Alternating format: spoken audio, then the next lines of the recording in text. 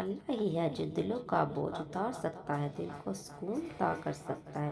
جب حالق سے دل لگا لیا جائے تو دل اتنا پریشان نہیں ہوا کرتا، کیونکہ پھر ہم ہر وقت اللہ کو اپنے پاس پاتے ہیں۔ تو دعا کرو اور کرتے رہا کرو کہ دعا کا چاہے رنگ نہیں ہوتا، مگر جب یہ رنگ لاتی ہے تو زندگی میں رنگ بھر دیتی ہے۔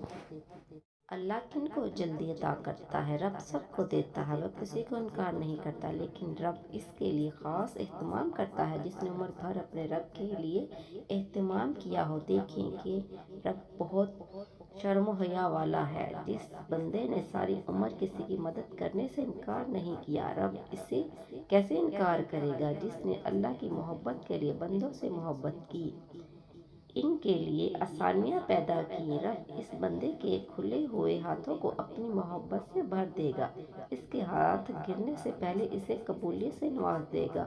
یاد رکھیں کہ دعا ایک عبادت ہے۔